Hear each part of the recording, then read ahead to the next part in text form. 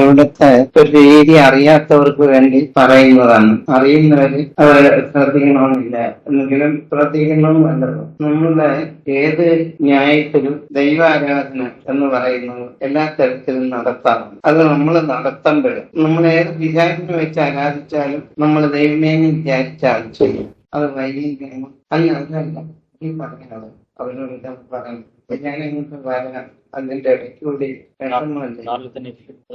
സാറിലെടുത്തിട്ട് ഞാൻ അങ്ങ് വരാം. ഈശ്വരാരാധന എന്ന് പറയുമ്പോൾ നമ്മുടെ ന്യായപ്രകാരം ചെയ്തു വന്ന ഒരു അറിവാണ്. ഇതിനെല്ലാത്തിനും ഒരു ചിട്ടയെടുപ്പൊക്കെ പറയുന്നുണ്ട്. ഇത് വളരെ കാലമായിട്ട് നമ്മൾ ചെയ്യുന്നു. ഇതിലേതോ ഒരു വിഷമുണ്ടെന്ന് എല്ലാ സിദ്ധാന്തികളും സമ്മതിക്കുന്ന കാര്യമാണ്. അറിവുള്ളവർ, അറിവില്ലാത്തവരെങ്ങനെ പലതും പറയും. അപ്പൊ ഈ വിഷയം എന്താണെന്നും നമ്മുടെ ദുഃഖം തീർക്കുന്നതിന് കഴിയും. എങ്ങനെയാണ് ദുഃഖം തീർക്കുന്നത്? ഉടനെ പണം വരികയും ഉടനെ അങ്ങ് രോഗം മാറുകയും ഉടനെ നമ്മുടെ കൊച്ചുങ്ങൾക്കെല്ലാം സന്തോഷം വരികയും അങ്ങനെയല്ല. നമ്മളിലെ ജന്മം കൊണ്ട് വന്നുപോയ ഏതെല്ലാം തരത്തിലുള്ള നോവുണ്ടോ ആ നോവിൽ കാരണവുമുണ്ട്. കാരണമില്ലാതെ കാര്യം ഉണ്ടാകില്ല. അപ്പൊ ആ കാരണം എന്താണ് എന്ന് നമ്മൾ അറിഞ്ഞിട്ട് നമ്മുടെ കഴിവിനും പ്രാപ്തിക്കും ഒത്ത് ഈശ്വരഭജന എങ്ങനെ ചെയ്യണം എന്ന് പറയുന്നതാണ് ഇവിടുത്തെ രീതി. അത് നമ്മൾ പെട്ടെന്ന് അങ്ങ് ഇന്ന രീതി ചെയ്യണമെന്ന് പറഞ്ഞാൽ ചെയ്യാൻ പാടില്ല. അതിന് കാരണം നമ്മൾ ബഹുമാനിച്ചും ആരാധിച്ചും വന്ന ഏത് വിചാരോ ദേവനോ അല്ലെങ്കിൽ വേറെ എന്തെങ്കിലും ആയിക്കോട്ടെ, ഇതിനെ ബഹുമാനിക്കണം. അത് ബഹുമാനിച്ചിട്ട് അതിനെ എന്ത് ചെയ്യാണ്?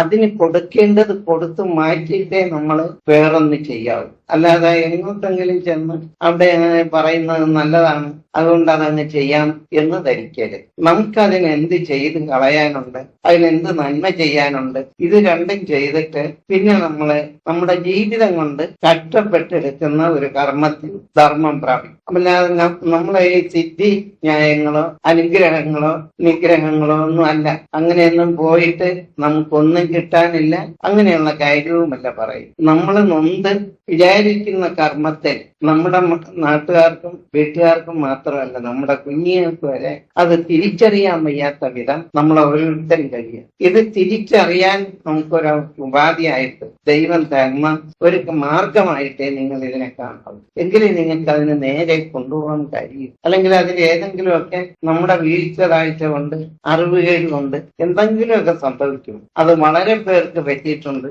ആളുകൾ വിചാരിക്കും ഏതോ ഒരു നല്ല കാര്യം ചെയ്യണ്ടേ, പിന്നെ അതിനെന്താ വിഷമം? അങ്ങനെയൊന്നുമല്ല. നമ്മുടെ പൂർവ്വന്മാര് തികച്ചും ഒരു അത്യാഗ്രഹത്തിന്റെ പുറത്ത് അത് ഇത് ആഗ്രഹിച്ചു പോയതാണ്. അല്ലാതെ നമ്മുടെ ജീവന്റെ നന്മയ്ക്ക് വേണ്ടി അല്ല വിളിച്ചത്. അപ്പൊ ജീവന്റെ നന്മയെന്നാണ് നമ്മൾ ധരിച്ചു വെച്ചിരിക്കുന്നത്. എനിക്ക് അത് വരണം, ഇത് വരണം, ധനം വരണം, പ്രബുദ്ധം വരണം, ഞാൻ ഇന്നലെയും പോയി ഇന്നും പോയി ഞാൻ നാളെയും പോകുമെന്ന് പറയുന്നതൊന്നും അർത്ഥമില്ല. അങ്ങനെയുള്ള കാര്യങ്ങളൊന്നും അല്ല. അങ്ങനെയാണെങ്കിൽ കുറെ പേര് അങ്ങനെ പോയി അങ്ങോട്ട് പെട്ടെന്ന് നന്നാകുമല്ല. അങ്ങനെയൊക്കെ വിചാരിക്കുന്ന അറിവുകേട് നമ്മൾ. കാരണം നമ്മുടെ കുറ്റമല്ല, നമ്മുടെ പൂർവ്വന്മാര് നമ്മളെ പറഞ്ഞു പഠിപ്പിച്ചിരിക്കുന്നത് ഈ രീതിയിലാണ്. എങ്ങനെ ഒരു നല്ല കാര്യം ചെയ്യണം, അതങ്ങ് ചെയ്തങ്ങ് കളഞ്ഞു. ഈ നല്ല കാര്യം ചെയ്തെന്ന് വെച്ചാൽ ഉടനെ അതിന് ഫലപ്രാപ്തിയല്ല. നല്ല കാര്യം ചെയ്യുകയാണെങ്കിൽ അതിന്റെ എത്രയോ ഇരട്ടി, 10,000 ഇരട്ടിയോ കോടിയോ അല്ല നമ്മുടെ ജന്മാന്തര കർമ്മങ്ങൾ പൂർവ്വന്മാരുമായിട്ട് എത്തി നിൽക്കുന്ന ആ ദോഷവും ഗുണവുമായിട്ട് അടുങ്ങി വന്നിരിക്കുന്ന ഇതൊരു ദിവസം അങ്ങ് എന്തെങ്കിലും 10 ദിവസം വിളിക്കുകയും ചെയ്താൽ മാറുമെന്ന് ധരിപ്പിക്കുന്ന ഒരു അറിവേട് തികച്ചും നമ്മുടെ അറിവിന്റെ സ്ഥാനത്ത് തികച്ചും ചെയ്യിക്കുക. അത് അങ്ങനെയല്ല ധരിക്കണം. നമ്മളെല്ലാവരും അങ്ങനെ ധരിച്ചു പോയിട്ടുണ്ട്. അതങ്ങനെ ധരിക്കാൻ പാടില്ല. നമ്മളെ ഉടനെ ഇപ്പൊ നമ്മളൊരു ഉടനെ വിളിച്ച സ്വാമി വരും. ഇപ്പൊ ചെന്ന സ്വാമിയെ കാണാമെന്നുള്ള ഭാഷ പറഞ്ഞിട്ട് ആ മോക്ഷം കിട്ടുമെന്നാ പറയും. ആ ഒരു ധാരണയെ പറഞ്ഞു പിടിച്ച അറിവുകേടിന്റെ വാക്യായിട്ട് നമ്മൾ ഓരോരുത്തരും പെരുമാറയിൽ എങ്ങനെ ഇരിക്കും? അങ്ങനെ 1000 വിളി വിളിച്ചാലും 100 വിളി വിളിച്ചാലും 100 കാഴ്ച കണ്ടാലും അതിലൊന്നും ഒരു കാര്യമില്ല. അതൊന്നും ഉണ്ടാകാനും പോകുന്നില്ല. അങ്ങനെ ഉണ്ടാകുന്നതല്ല സത്യം എന്ന് പറഞ്ഞത്.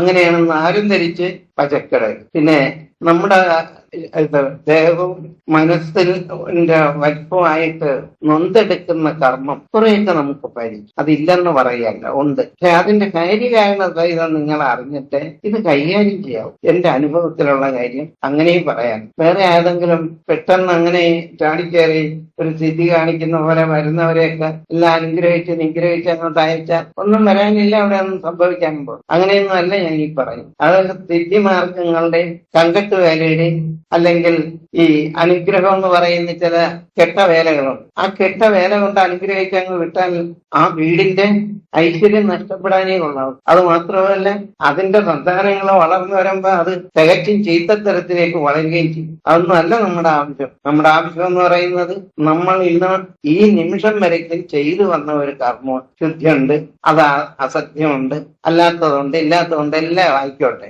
ഇതിനെന്ത് ബദല് നന്മ തിന്മകളാണ് ഉള്ളത്, ഇതിനെ ഒന്ന് അറിഞ്ഞിട്ട്. അല്ലാതെ നമ്മൾ വെറുതെ ഇങ്ങനെ ആരെങ്കിലും പറയുന്നത് കേട്ട് അങ്ങനെ വിശ്വസിച്ച് പോകരുത്. ശരിയല്ല. നമുക്കിത് ചെയ്തെടുക്കാനുള്ള അറിവും പരിചയവും ദൈവമായിട്ട് തരുന്നത്. ഇത് നമ്മൾ കളയരുത്. ഇത് നിങ്ങൾക്ക് അധികം പേർക്ക് ഇത് ഉതകുന്നതാണ്. എങ്ങനെ ഉതകുന്നതാണെന്ന് വെച്ചാൽ, നമ്മുടെ ഇന്നുവരെ ആരാധിച്ചു പോയ ഏതെല്ലാം വകയുണ്ടോ, ഏത് ഒരു മതത്തിനെ പറ്റി ഒരു ജാതിയെ പറ്റി അല്ല ഈ പറയും. നമ്മൾ ആരായിരുന്നാലും ഒരു വിശ്വാസത്തിന്റെ പുറത്ത് വന്നതാണ്. അത് ഏതോ വഴിക്ക് തെറ്റിയപ്പോ നമ്മള് മതസിദ്ധാന്തമൊക്കെ തെറ്റിച്ചും പറഞ്ഞും പഠിപ്പിച്ചും അതെങ്ങനെ ആ സിദ്ധാന്തത്തിന്റെ കർമ്മഗതി അറിയാൻ വയ്യാതെയൊക്കെ കുഴങ്ങിപ്പോയ കർമ്മത്തിന്റെ വാക്യാണ് നമ്മൾ ഓരോരുത്തരും. അത് ഉടനെ അങ്ങ് നിവർന്ന് ശരിയാകുമെന്ന് നിങ്ങൾ ആരും ധരിക്കരുത്. പിന്നെ ചില ആളുകൾ കഷ്ടപ്പെട്ട് അവരുടെ ആ കഷ്ടപ്പാടിന്റെ അളവ് കുറഞ്ഞു വന്നിട്ടുണ്ടെങ്കിൽ അത് പെട്ടെന്ന് കുറയും. അതാണ് അവർ കഷ്ടപ്പെട്ട് ആ അളവ് കുറെ അങ്ങ് അനുഭവിച്ചവര്. അത് പിന്നെ ഒരു എന്തെങ്കിലും ഒരു വലിയ നാശം വരേണ്ടടുത്ത് ഒരു വെള്ളം മുറിഞ്ഞെന്ന് വെച്ചാൽ നമുക്കത് നാശമായിട്ട് കണക്കാക്കി വിടാം. അപ്പൊ ഒരു വലിയ ജ്വരപ്പനി വന്ന് കിടക്കേണ്ട സ്ഥാനത്ത് ഒരു 4 ദിവസം പനി വന്ന് വലിയ ചുമയും പനിയും കുഴപ്പമൊക്കെ വന്ന് ഞാനങ്ങ് അല്ലാതെ വിഷമിച്ച് ഇതൊന്നും അല്ല പറയും. ഇതൊക്കെ വലിയ പതിവാണ്, അതൊക്കെ അതിന്റെ സ്വഭാവത്തിലുള്ളതാണ്. അതിനൊന്നും ഇതൊരു വലിയ നന്മയായിട്ട് നമ്മൾ എടുക്കരുത്. അപ്പൊ ഇത് അങ്ങനെയല്ല നമ്മൾ ചെയ്തെടുക്കുക.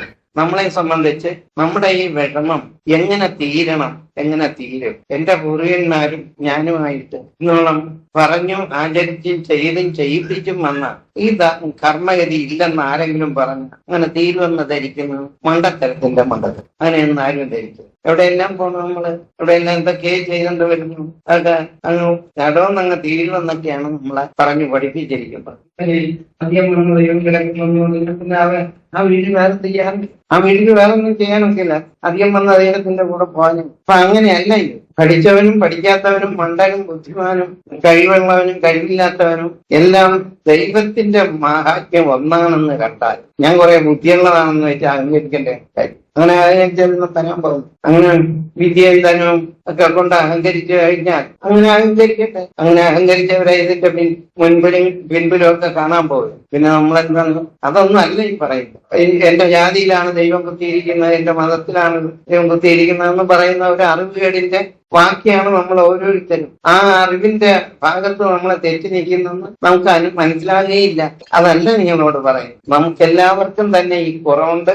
ഈ കുറവിന് അല്ലെങ്കിൽ നമ്മുടെ പാപമെല്ലാം വേറൊരു മഹാൻ എടുത്തോണ്ട് പോയിട്ടുണ്ടെങ്കിൽ നമ്മൾ കുത്തിയിരുന്നാൽ മതി എന്ന് പറഞ്ഞ് കാര്യം നടക്കില്ല. അങ്ങനെയൊന്നും കഴിയെടുക്കാനും നോക്കുന്ന കാര്യമൊന്നുമല്ല. അപ്പൊ നമ്മളെ സംബന്ധിച്ച് ജനനം കൊണ്ട് നമുക്ക് എന്താണ് ഉൽപ്പത്തിയിൽ വന്നുപോയിരിക്കുന്ന കർമ്മദോഷം